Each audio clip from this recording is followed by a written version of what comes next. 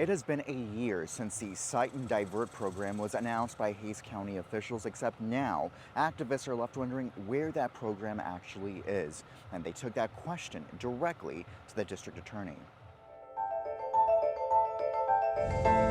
Since his arrest last year, Joe Negrete has been on a mission to make sure that what happened to him doesn't happen to others. I don't want a possession of marijuana on my record. If I could take it off and whatever classes I have to go to, I'd rather do that so that I can, in the future, get another better job. Joe was pulled over in Kyle, and soon after, he was booked into county jail at the height of the pandemic for having marijuana in his truck, an offense that would have been eligible for a citation if the Cite and Divert program was in effect. And that's why Joe and other activists are at the county offices. We are going to go up to District Attorney Wes Mau's office and offer a slice of birthday cake to commemorate the 1-year anniversary of his broken promise to enact Cite and Divert.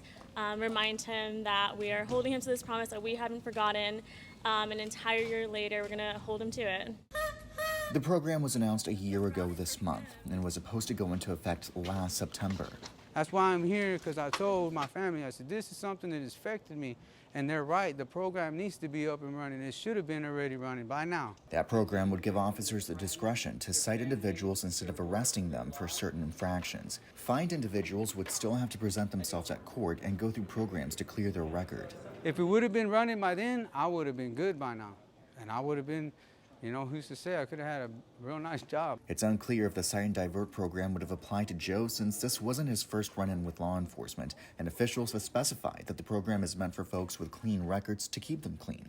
Still, Joe insists he's learned his lesson and only wants the chance to lead a normal life without further stains on his record. I'm very productive to society. I get up at 5 every morning, I take my son-in-laws to work, and I go back home and I get ready for my daily routine every day. The district attorney wasn't in his office to receive the demonstrators, but in an email to Spectrum News 1, he says his office is preparing a budget to include the programs and staff required to roll out Cite and Divert. But that budget will be for next year, which means folks in Hays County may have to wait a little bit longer. I had to go through the whole court system of getting out the next day and trying to get back to work, and all because of a little bit of marijuana. And for Joe, that means his work won't stop.